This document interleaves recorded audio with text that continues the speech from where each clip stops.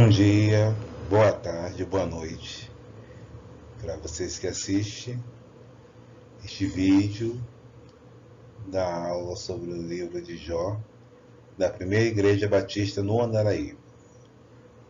Chegamos então na parte final, onde fizemos um panorama de algumas ideias sobre o livro de Jó, de forma a ajudar, cada um que assiste e incentivar a leitura do livro. Cada um vai poder, depois de ter assistido essas 4 aulas, ter algumas reflexões, sobre o livro de Jó. Espero que tenha ajudado a fazer você refletir. Não estou aqui como alguém que te dá respostas, mas apenas algumas sugestões de reflexão. Então vamos seguir. Livro de Jó, aula 4. Afinal, o que há no olho do furacão? No olho do redemoinho. O redemoinho que gira, trazendo destruição, e segundo alguns cientistas, dizem que lá no olho do furacão é um lugar de paz, é um lugar de tranquilidade. E podemos dizer que é uma metáfora dentro da palavra de Deus, quando, através dessa teofania, Deus fala a Jó no meio do redemoinho, como se ele falasse: Jó, sempre estive aqui, em tudo que aconteceu, Deus tem o controle de tudo, como ele fala lá no capítulo 38, 39, Deus controla todos os seres, toda a criação, seres animados e criação inanimada. E ele não cuidaria de Jó, servo que se desviava do mal, temente a Deus, mas que, vimos na aula passada, já precisava ter um encontro com um verdadeiro Jó, Jó homem, Jó íntegro, mas não perfeito, que era justo, mas não uma justiça como padrão, A justiça padrão é a justiça de Deus. E Jó teve que passar por esse tratamento e entender que dependia totalmente de Deus. Ele não podia barganhar com Deus através da doutrina da retribuição, porque ela mesma já não tinha dado respostas à sua situação. Jó sofria por ele ser justo e reto e temente a Deus. Então ele não podia, pela base da doutrina da retribuição, adquirir algum tipo de respostas. E ele teve que encontrar uma resposta fora disso. Qual foi a resposta? Ele encontrou a resposta de Deus através da experiência com Deus. Deus estava ali, mesmo em silêncio, mas ele estava ali, porque ele permitiu tudo aquilo acontecesse, para que assim, quando ele falasse, Jó conseguisse perceber que os planos de Deus não podiam ser frustrados. Que ele percebesse que ele não, por mais que ele fosse justo, essa sua justiça própria não é suficiente para que ele se encontre perfeito diante de Deus. É em Deus que nós encontramos as respostas, não na nossa própria justiça. E às vezes, essa imagem aí a ideia que eu quis colocar de como se a pessoa estivesse rodando, dentro de um redemoinho. As perguntas surgem, como: eu não entendo o que está acontecendo comigo. Se o fez, foi por razões pessoais. Será que é alguma coisa pessoal comigo? Será que Deus está né, me castigando, Deus está, é alguma coisa que Deus está fazendo. Foi mais ou menos isso que eu já estava pensando. E eu, todavia, as desconheço. O quê? As razões pessoais. E a experiência dessas dores me fez crer que ele esqueceu de mim. Imagina Jó tendo esses pensamentos no meio de um redemoinho, né? E aí Deus chega e fala com ele no 38. Todo aquele momento que ele queria, ansiava de Deus falar, né? Queria respostas de Deus e Deus não responde, né? Deus faz perguntas para que Jó possa compreender a situação dele como um homem. E aí essa moça assim, né? Com essa mão assim, né? Refletindo no meio do redemoinho, né? Alguém que para refletir com Jó. Uma coisa que a gente pode refletir com essa história de Jó. Pior que o sentimento da ausência de Deus na dor é a presença daqueles que aumentam a dor com a força de seus juízos. Isso é muito importante a gente perceber na fala de ele faz, Bildade e Zofar. Do capítulo 4 até o 32, agora não lembro exatamente. Mas nós fala desses três amigos de Jó. Eles, na dor, eles atormentaram Jó com aquelas acusações, aquelas argumentações, pensando eles estarem fazendo a vontade de Deus. Né? Então Jó, ele sentia a ausência de Deus, sentia, porque ele estava sofrendo, ele não entendia o sofrimento dele. Né? Porque a gente não precisa de um livro de Jó para poder entender que o homem sofre. O homem sofre desde que o pecado entrou no mundo. Né? E Jó, ele não entendia porque ele queria resposta e Deus não falava. A resposta de Deus era o silêncio. Mas naquela dor, naquela ausência de Deus, entre aspas, né? Ainda tinha aqueles amigos tentando, né, fazer Jó se arrepender de algo que ele não vendia a consciência dele. Ele falou, eu sou justo, sei da minha integridade. E por Jó não vender a sua consciência, muitos cristãos, por não vender a sua consciência, de saber exatamente, né, a sua fé, né, eles pagam preço por causa disso. Jó pagou o preço. Né, ele sofreu a acusação, o juízo dos seus amigos, que ele até pede que pese, né, as minhas razões e me julgue com justiça. Né? Mas seria impossível eles entenderem porque eles não conseguiam ver. Eles só conseguiam ver que só era possível já sofrer daquele jeito se ele tivesse dado causa àquele sofrimento. Então, fica aí uma reflexão. Tem pessoas que vai se apresentar como solução, mas que acabam aumentando a dor. Que a gente não seja nessas pessoas como ele faz, Bildade e Zofar. Não sejamos cristãos assim. Né? Temos que ter uma compreensão correta de quem é Deus e como Deus age. Né? Coisas que eles não tinham. Eles tinham uma visão limitada, né? De que Deus só agia na retribuição, na causa e efeito. Você fez assim, Deus vai fazer assim com você. E no caso não era. A gente aprendeu que não era assim. Então, que a gente possa ter discernimento. Quem é o Deus que a gente serve? Como que Deus age? Né? Quais são as possibilidades de Deus agir? Que às vezes a gente não vai compreender, mas a gente pode confiar de que Deus está cuidando de tudo sempre e da melhor forma. Melhor do que nós. E a gente não cair como Zofar, né? Ser um advogado de Deus.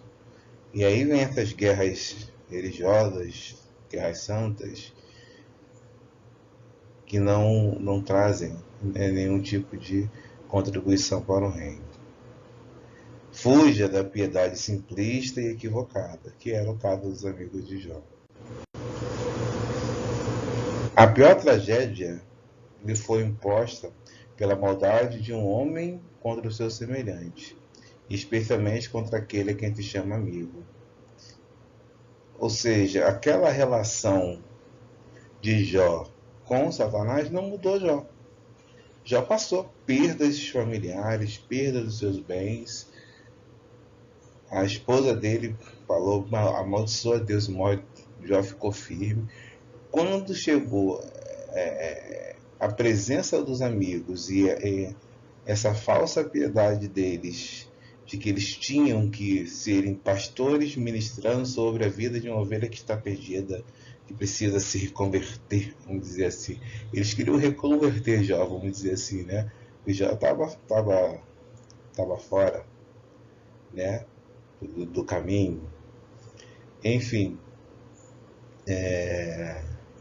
essa relação com os amigos dele atormentou Jó e amargurou Jó de tal ponto que Jó começou a cair. Jó começou a olhar para si mesmo e falar assim, não, eu sou justo, eu sou inocente, e começou a olhar demais para ele mesmo, para a justiça dele, a justiça própria dele, né? Talvez tentando responder para si mesmo e manter firme na sua integridade, e ao ponto de deixar de olhar para Deus e até pensar que era Deus que estava oprimindo ele, que Deus não estava dando ouvido às suas orações, porque foram aquela demonização, aquele processo de incessante que era já falava, o amigo falava, aí já rebatia, aí o outro amigo vinha, ou seja, uma luta na dor, né? O lugar da fala de Jó é o lugar da fala do pessimismo, da dor, do desespero, mas nunca de alguém que tenha perdido a fé. Jó, a todo momento, por mais que ele não compreendesse Deus, ele questionava Deus, né? Ele queria se apresentar diante de Deus. Então, Jó continuou olhando para Deus, né? Só que ele precisava de um encontro com Deus. Ele fala, eu te conhecia, de ouvir, mas agora eu te vejo. A gente viu na aula passada. Então, toda a busca de Jó com Deus precisava ser não reparada, mas ajustada.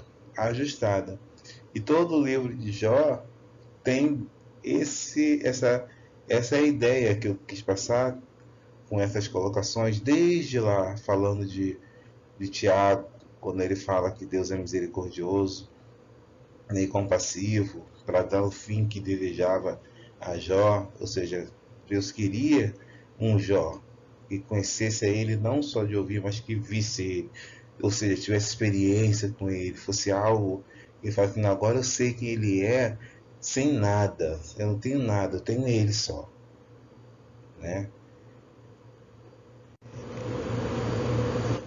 O encontro com a presença de Deus não demanda palavras explicativas. Sua manifestação explica tudo e o faz no nível de entendimento espiritual. Quando Deus começa a falar com Jó, ele não fala com palavras explicativas, ele faz perguntas. Ou seja, a própria manifestação de Deus através de uma ação do Espírito Santo faz com que a gente creia, faz com que a gente aceite a Cristo como nosso Senhor e Salvador e viva pela fé, né? Então, o que a gente precisa é essa manifestação de Deus nas nossas vidas, né? Tanto eu quanto você que está ouvindo essa aula, está assistindo, você precisa de uma manifestação de Deus na sua vida. E quando isso acontecer, vai tudo fazer sentido e você vai ter entendimento espiritual de que Jesus entrou na sua vida, que você nasceu de novo. E assim Jó, automaticamente, Deus não responde nada, ele só faz perguntas. Só que essa manifestação de Deus, aquela teofania de Deus falando no redemoinho, né? E aí cada um pensa, né? Como imagina Deus falando com uma voz audível, né? Dentro de um redemoinho, ou seja, é uma coisa que é espiritual e ficou muito claro. E onde Jó pôde identificar quem era Deus, quem era ele. E o quanto que ele tinha falhado no seu conhecimento. Jó não conhecia o mistério. Jó só podia ver o que os olhos dele via. E ele era um homem de fé? Com certeza. Mas ele era limitado no conhecimento de Deus. E essa manifestação trouxe para Jó um entendimento espiritual. E o entendimento espiritual vem de quando ele se rebaixa, se humilha, se reconhece como homem, né? E Deus cresce na vida dele, né? Faz ele roda o primeiro redemoinho e depois ele entende, né? Que eu não tenho palavras. E ele queria falar com Deus, ele queria apresentar a causa dele. Ou seja, na presença de Deus, não precisa palavras explicativas. Apenas desfrute da presença de Deus. Você que tem Deus na sua vida, desfrute da presença de Deus. E as coisas vão fazendo sentido. Se entregue para os cuidados de Deus. Confie que Deus está em todos os momentos, na angústia, na dor, no sofrimento, no silêncio.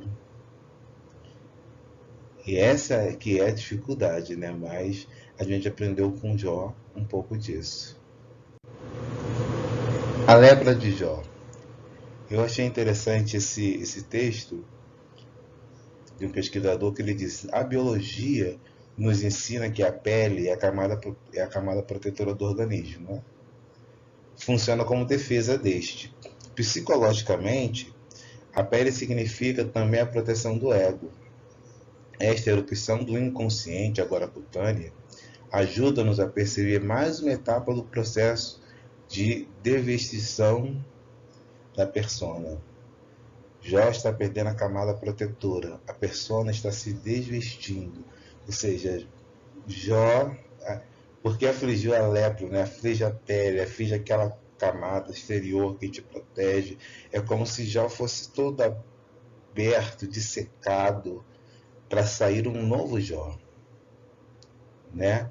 Um novo nascimento, um novo Jó, tirando todas aquelas proteções da justiça própria, da sua integridade própria, né?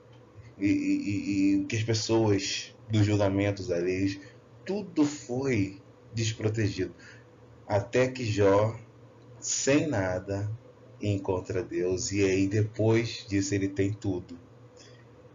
É a gente passar por esse processo, né, de se desvencilhar do ego, né, desse humanismo que a gente carrega.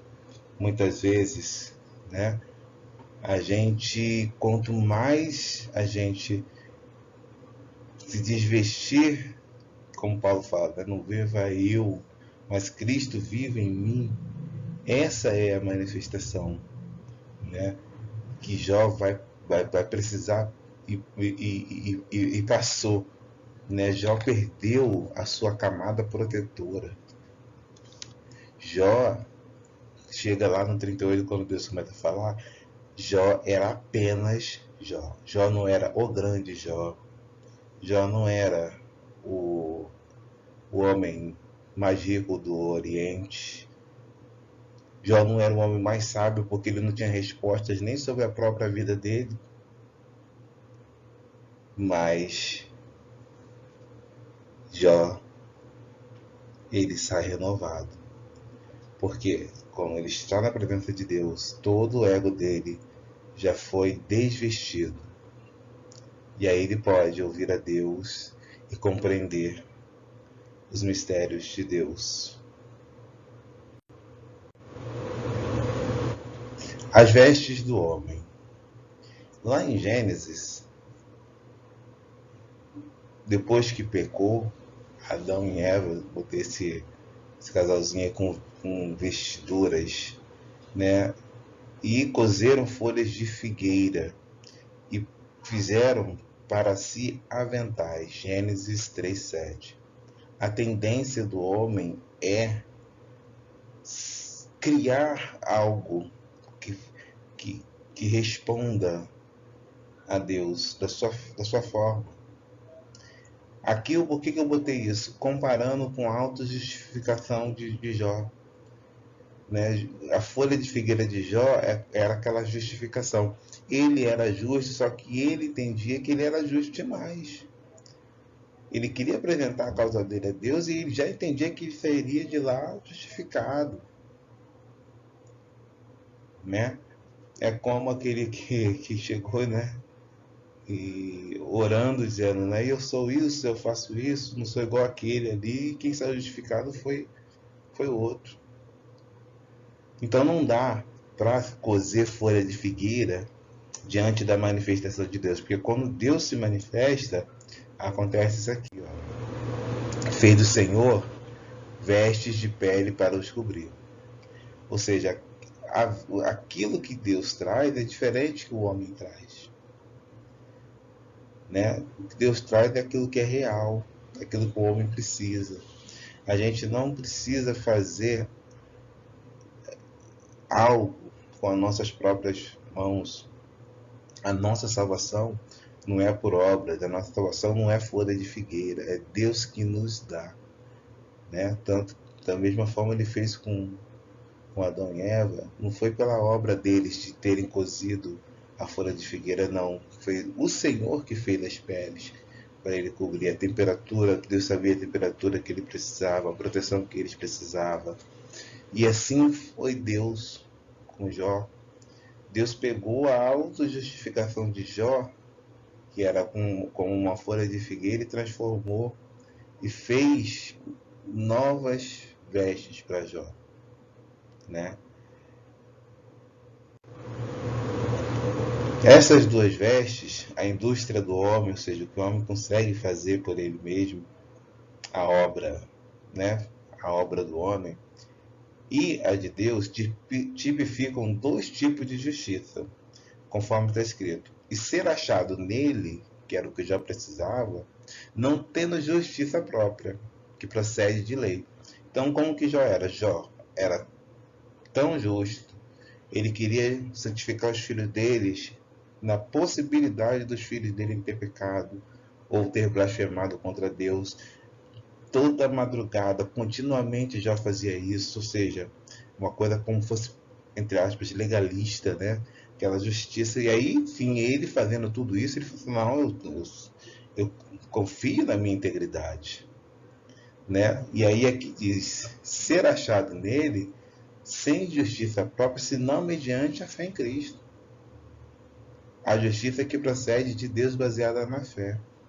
Então Jó precisava justamente ser retirado desse lugar da justiça própria, da autojustificação, né, das folhas de figueiras, né, e ser encaminhado para a fé que ele obteve ao se encontrar com Deus e entender que ele não tinha nada, que ele não sabia nada, né, que ele estava errado, e ele falar que os planos do Senhor não podiam ser frustrados. E qual era o plano do Senhor? Que Deus é misericordioso e piedoso. Não deixar Jó viver num nível de revelação, né, baseado nas suas próprias justiças. Deus queria que Jó se relacionasse com ele por ele ser Deus, não porque Jó fazia alguma coisa para Deus. Não porque Jó, por sua justiça própria, agradava a Deus, e aí Deus retribuía ele por causa da justiça de Jó. Sua justiça, no caso, a justiça de Jó. Né? Deus, ele trabalha com os seus filhos. Ele age em todas as coisas com fim ao seu propósito. E a justiça de Jó não era suficiente. Porque no final das contas nós percebemos que a justiça de Jó não era uma justiça de quem era sem pecado, como ele até chega a dizer, que a gente viu na fala de Eliú, né, que ele não tinha transgressão, que ele era puro, né? Então já precisava ver isso. E aí depois que ele tem um encontro com Deus, essa manifestação de Deus na vida de Jó, né, e ele crê que ele nada sabia, e tudo que ele ia viver depois disso era baseado na fé, né? E é esse ponto que Deus queria que Jó chegasse. E aí ele fala: agora eu te vejo, né? Eu conhecia você, mas agora eu te vejo. E ele falou lá no Jó 19, 25, 26: porque eu sei que o meu Redentor vive e que por fim se levantará sobre a terra, e depois de consumida minha pele, ainda em minha carne verei a Deus. E aí, Jó, esse é um versículo, né, que tem muitos debates sobre isso, se ele está falando se é uma palavra profética acerca de Jesus Cristo ou não. Então, eu não vou entrar na questão de debate, né? Mas Jó, ele entendia o seguinte: olha, eu estou sendo acusado, meus amigos falam palavras sobre mim, eu estou no fim da minha vida, mas em algum momento eu sei que o meu Redentor vive e ele vai fazer justiça a tudo que é verdade na vida dele. Ou seja, Jó, ele já viu a resposta e a justificação dele fora da vida. Ele falou assim: se, né, a, a minha pele for consumida, mas mesmo assim um dia eu verei a Deus e o meu Redentor vai testificar que eu era inocente, né? Já apelando, né, para um porvir. E aí se fala, né, que esse é o versículo mais importante do livro de Jó, porque muitos acreditam que ele também está fazendo uma citação profética acerca de Jesus Cristo e a redenção da humanidade. Mas ele tem uma fala muito parecida com a de outro personagem, Marta. Então a gente vê aqui, Marta respondeu, falou para Jesus: eu sei que ele vai ressuscitar na ressurreição no último dia, que era o caso de Lázaro. Lázaro havia morrido, né? E aí ela fala isso para Jesus, e aí Jesus disse a ela: eu sou a ressurreição e a vida. Aquele que crê em mim, né, ainda que esteja morto, viverá. E aí a gente compara o que aconteceu com Lázaro, né? Tudo aquilo que aconteceu com Lázaro foi como um grande sinal para que houvesse um reconhecimento de Cristo como o Cristo, né? O Filho do Deus vivo, o Salvador, o enviado de Deus, né? E aquela ideia de Marta era que já tinha dado por fim, acabou, agora vamos esperar a ressurreição, né? E vai ser resolvido no porvir, mas não, ia ser resolvido ali. A glória de Deus ia se manifestar naquele momento. Da mesma forma foi que aconteceu com Jó, né? Jó disse: meu Redentor vive, ainda que a minha carne tenha sido consumida, né? Ele vai testificar que, na verdade, eu sempre fui inocente.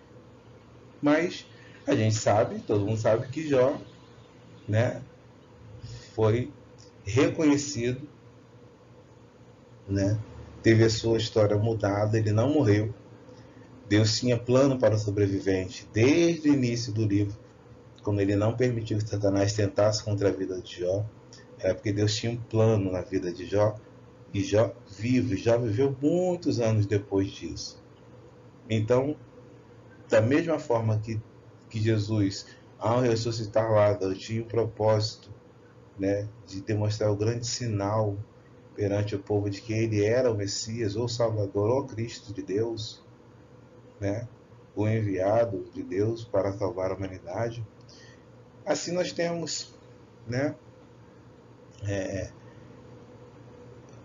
Deus também com um propósito na vida de Jó, de demonstrar a sua graça, de demonstrar que Deus não se relaciona com o homem através de barganha, né, do tipo faça e eu farei também, né, como Jó. Se ele é justo, então Deus ficaria obrigado a abençoar a vida de Jó. Assim pensavam os amigos de Jó também. Então Deus não tem barganha, Deus ama graciosamente a todos, né? E Deus quer que nós tenhamos experiência com Ele, né? E não apenas ficar limitado a, a um Deus que retribui algo bom que eu tenha feito apenas. Então, nessa comparação, né, Jó ele disse que acredita num porvir, e Marta faz a mesma ideia, né? Acredita no porvir, mas nem Jó e nem Lázaro ficaram no sofrimento ou na morte. Por quê? Era propósito de Deus que Jó tivesse o cativeiro dele mudado, e era propósito de Deus que Lázaro fosse, né, ressurreto para a glória de Deus também. E aí já fala, né? Sei que pode fazer todas as coisas. Nenhum dos seus planos pode ser frustrado. Está explicado. Jó, através da consciência do seu esmagamento, ele entendeu que ele não tinha mais nada. Ele não era mais nada. Ele agora não tinha mais a justiça própria. Ele está totalmente dependente de Deus e ele precisa ser encontrado nele. Ele fala, eu sei que o Senhor pode fazer todas as coisas, nenhum dos seus planos, né? Ou seja, Satanás, perda de bens, familiares, os amigos de Jó, Eliú, tudo, tudo, como ele diz em Romanos, age para o bem daqueles que amam a Deus segundo o propósito de Deus, conforme Deus tinha propósito na vida de Jó. E Jó só ia conseguir ver isso depois de ter essa consciência do seu esmagamento. Sem justiça própria, sem nada, sem retribuição, sem possibilidade de retribuição, sem respostas à doutrina retributiva. E agora ele fala assim, seus planos não podem ser frustrados. E Deus, ele não age como Deus que esteja ali na sua onipotência, né? Eu sou Deus e eu faço, né? Eu vou fazer, vou abater. Não, em Tiago ele diz que ele faz por amor, misericórdia, compaixão. E essa cruz, né? Jesus fala, venha após mim, siga-me, carregue sua cruz. Tiago 5,11 fala que foi por misericórdia e compaixão. Deus olhou para o coração de Jó. Deus conhecia como Jó era apegado à sua justiça própria, à sua retidão. E ele precisava dessa justiça, sim, mas não confiar nela como um braço, confiar no braço humano, mas confiar na justiça de Deus. E aí ele fala, agora eu sei, seus planos não podem ser frustrados. É tipo, agora eu confio plenamente no Senhor. Porque Jó falava muito de Deus, ele questionou Deus, ele queria audiência com Deus, mas agora ele fala de um Deus que ele depende. Ele fala de um Deus que ele fala assim, eu sei que eu não sou nada, mas seus planos, eles não podem ser frustrados. Agora, tudo que vier acontecer na minha vida, o lugar da fala de Joaquim no 42 ainda não tinha mudado o cativeiro. Aí ele fala assim, agora tudo, a minha vida está nas suas mãos, completamente. E já confiava em Deus, completamente.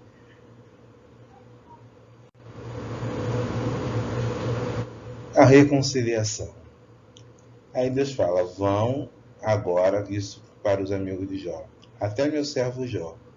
Levem 7 novilhos e 7 carneiros, e com ele apresente holocausto em favor de vocês mesmos. Meu servo Jó orará por vocês. Ou seja, os amigos de Jó, que atormentaram tanto Jó, Deus amava eles também? Amava, porque eles também eram homens tementes a Deus, só que equivocadamente eles tinham uma visão limitada de Deus também. É óbvio que eles também acusaram Jó, na tentativa de defender a Deus, falaram aquilo que não era reto, né, a respeito de Deus. E aí Deus fala: o meu servo Jó orará por vocês. Ou seja, depois de Jó passar pelo primeiro redemoinho, pelo segundo redemoinho, Jó ter a consciência do seu esmagamento, né? E aí Deus fala para ele agora: Jó, ore por aqueles que te perseguiram, ora por aqueles que te acusaram, porque esse é o coração do novo Jó, né? Ele podia fazer isso, porque agora não é o Jó, agora é um novo Jó. E essa oferta, ela reconcilia irmãos que se esqueceram quem era um para o outro. Porque os amigos de Jó e Jó tinham uma relação de amizade, de cumplicidade, que por causa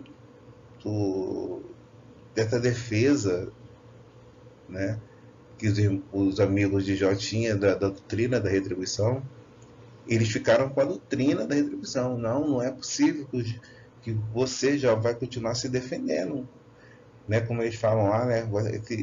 Suas palavras como um vento impetuoso.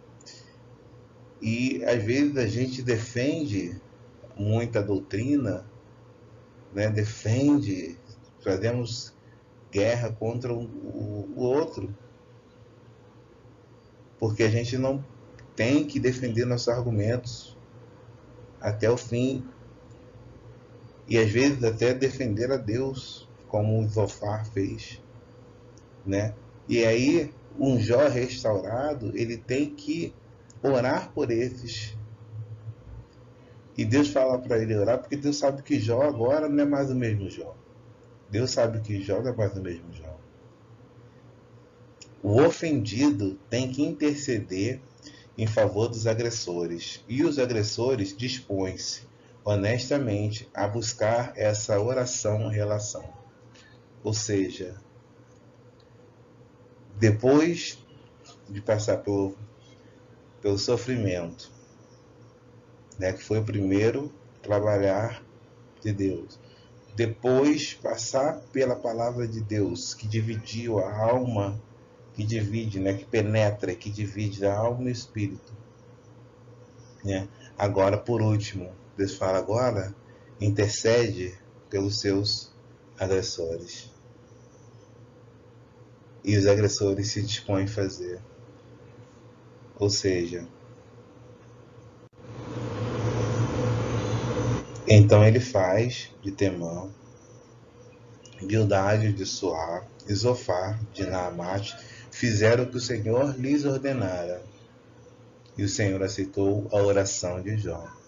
Ou seja, eles seguiram a ordem de Deus, porque eles eram tementes a Deus.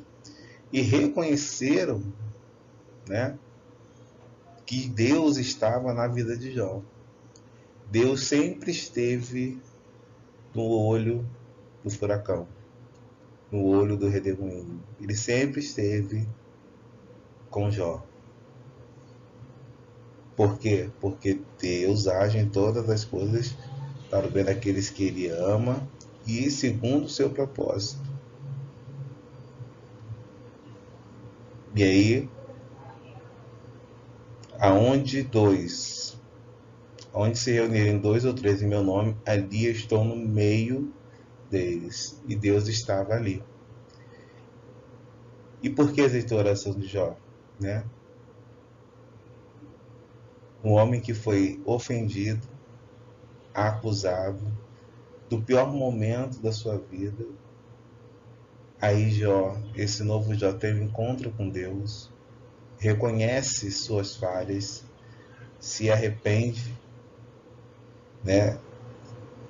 Entende que ele, por mais que ele fosse justo, a justiça dele não era tão grande de forma que ele desafiasse a justiça de Deus, como Deus começa a perguntar para ele no capítulo 40. Acaso vai me condenar para se justificar? E aí Jó, esse Jó transformado, ele pode orar pelos seus agressores, aqueles pelos seus ofensores, porque ele tem agora um novo coração. Ele agora tem uma experiência com Deus. E os amigos dele vão reconhecer isso. E isso é a história das nossas vidas. A gente passa por situações que Deus permite para que a gente também possa, nessas situações, também encontrar a Deus. Né? E as pessoas também vão reconhecer a diferença entre aqueles que servem a Deus e aqueles que não servem a Deus. É como alguém que perde um familiar, sendo cristão, sabendo, né, da esperança do porvir, né? É diferente de quem não tem esperança. E aí eu digo de princípio da primogenitura, o antes e o depois, né? Qual é o princípio da primogenitura? Esaú e Jacó, né? O segundo sempre é melhor. O segundo que fica com a bênção, né? Então, fazendo esse paralelo, um antes e depois. Jó tinha 3 filhos e 3 filhas. Jó 1. Jó foi restaurado, teve 7 filhos e 3 filhas. Jó tinha 7.000 ovelhas. Ele foi ter 14.000 ovelhas. Jó tinha 3.000 camelos, passou a ter 6.000 camelos, ou seja, a porção dobrada, né? O segundo estado de Jó é melhor do que o primeiro.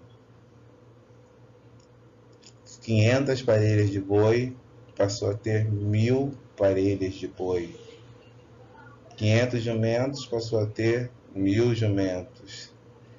Aquilo que eu chamo de Jó natural. Era o Jó que era justo, que era um homem. Jó era apenas Jó. Mesmo que justo, reto, temente a Deus, mas era homem. Uma integridade, uma justiça que não era sem pecado. E agora a segunda, né, a bênção está sobre o segundo. Né? O segundo representa um estado melhor. Né? É o Jó espiritual, um Jó que tem experiências com Deus. E o fato de ser um Jó com experiências com Deus, todas as coisas que desse novo Jó é melhor do que antes. Então a nossa vida, quando a gente é apenas um homem e a gente tem experiências com Deus e a gente reconhece quem nós somos e reconhece quem é Deus na nossa vida, nós passamos para essa segunda vivência, que é viver no Espírito, não mais somente a carne, é o nascer de novo, é ser nascido do Espírito. Então, essa que eu penso, né, que essa coisa de mostrar essa quantidade de ovelhas exatamente dobrado, né, camelos dobrados, bois dobrados, não é só para ficar dizendo sobre a riqueza de Jó, não precisa falar isso. Eu acho que para mostrar que o estado, né, de alguém que depois que tem experiência com Deus é um estado muito melhor. Não significa necessariamente riqueza, significa o estado, você ser nascido do Espírito, você ter o Espírito Santo dentro de você.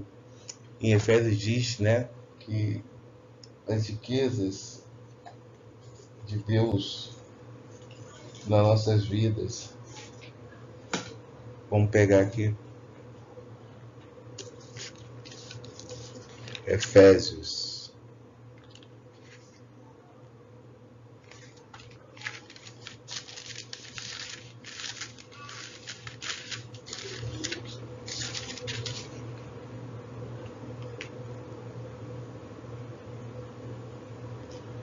Efésios 1, 3. Bendito Deus e Pai do nosso Senhor Jesus Cristo.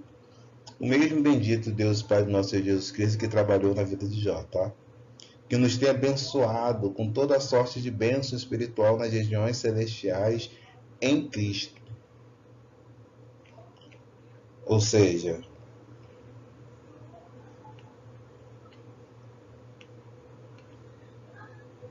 ele nos abençoou com bênçãos espirituais.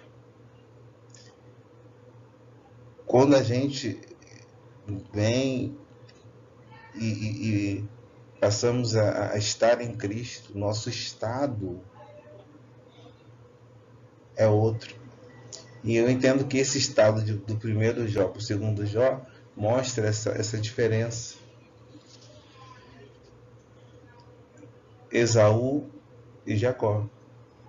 O segundo, né, foi abençoado. Né? Ou seja, o primogênito que era para ser abençoado seria Esaú, mas o segundo é que foi.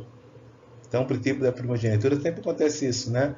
Aquele que é o segundo acaba ficando com a benção. Então, o seu segundo estado, né? O seu segundo estado, você nasceu de novo, Jó, o segundo estado de Jó, depois da experiência com Deus, ele era um outro Jó. Então, o estado da vida dele, no geral, era outro, melhor.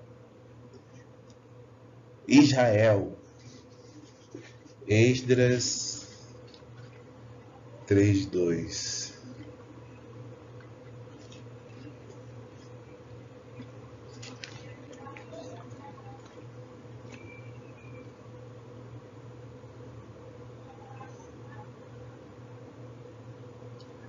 Não, Esdras não.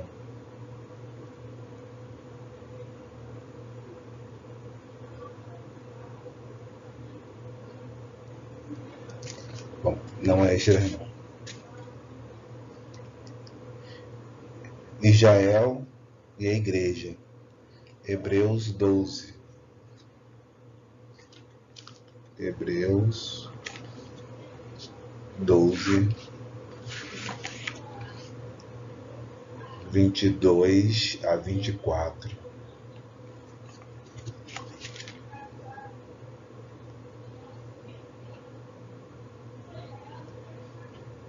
Mas tende chegado, ele fala lá de Sião, Sinai e Sião, né? Sinai representa a lei, Sião representa nós em Cristo, ou seja, o primeiro seria a lei, né, que é Israel.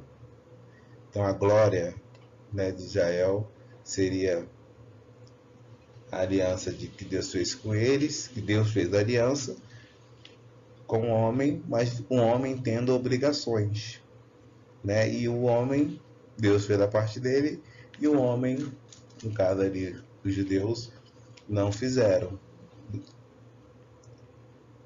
Eles descumpriram a lei. Na graça, Deus faz aliança com o homem. Por isso que é a favor merecido, né? A gente não tem, né? É Deus que fez essas vestes, né? Comparando com o que a gente falou um pouco antes. E aí ele fala, né? Versículo 22. Mas tende chegado ao Sião, a cidade do Deus vivo, a Jerusalém celestial, e a incontáveis hostes de anjos, e a universal assembleia, e igreja dos primogênitos arrolados no céu, e a Deus, o juiz de todos, e aos espíritos dos justos aperfeiçoados, e a Jesus, mediador da nova aliança, e ao sangue da aspersão que fala de coisas superiores ao que fala o próprio Abel. Ou seja, a igreja que é esse Israel de Deus, essa que se apropria da bênção, né? A antiga aliança é sombra de bens futuros que haveria de se manifestar quando Cristo, né, viesse. E a igreja, ela se contextualiza nesse momento da bênção do Cristo. Então tem o primeiro Adão e o último Adão, o Cristo. Então melhor é viver sobre a graça do que sobre a lei. Melhor é estar em Cristo do que andar na carne de Adão. Melhor o Jó espiritual, com seus 7 filhos, 10 filhas, 14 ovelhas, 6.000 camelos, 1.000 parelhas de boi, 1.000 jumentos, do que o Jó natural, com 500 jumentos, 500 parelhas. Mas tudo isso foi possível porque 1 Coríntios 15, 1 Coríntios 15, 45 ao 50.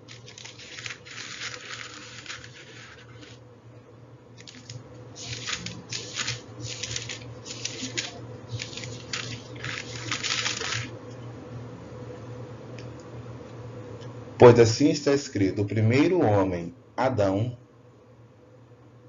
foi feito alma vivente. O último Adão, porém, é espírito vivificante. Mas não é o primeiro espiritual. Ou seja, o primeiro, assim como Jó, o Esaú, Israel, Adão, ou seja, um antes e depois. A ideia de falar como princípio da primogenitura é mostrar que o segundo, né, é o melhor. Então, o segundo estado de Jó que é o melhor. Jacó é melhor que Esaú. Igreja melhor que Israel. Cristo melhor que Adão. Então, versículo 46. Mas não é o primeiro, não é primeiro o espiritual, mas e sim o natural. Depois o espiritual. 47. O primeiro homem formado da terra é terreno. O segundo homem é do céu. Por isso essa ideia de ascensão no redemoinho, que destrói tudo aquilo que está embaixo e ascende para um Jó espiritual, um Jó que ouve Deus falar do meio do redemoinho e não tá mais ali embaixo só vendo, né, com uma visão limitada das coisas. 48. Como foi o primeiro homem, o terreno, tais são também os demais homens terrenos. E como é homem celestial, tais também os celestiais. E assim trouxemos a imagem do que é terreno, devemos também trazer a imagem do que é celestial.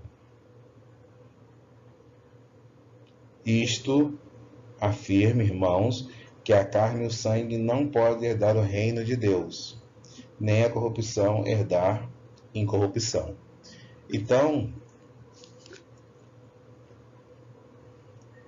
a ideia de que Deus precisa trabalhar em nós, por mais justo, íntegro, temente a Deus, que se desviasse do mal que Jó era, Jó precisava ser trabalhado. E Deus permitiu que tudo o que acontecesse de Jó, nenhum dos planos de Deus para a vida de Jó foi frustrado, porque os propósitos de Deus na vida de Jó se cumpriram. Pela graça, nada pela carne, nada por justiça própria, mas mediante a fé. A Ele a glória para sempre. Amém.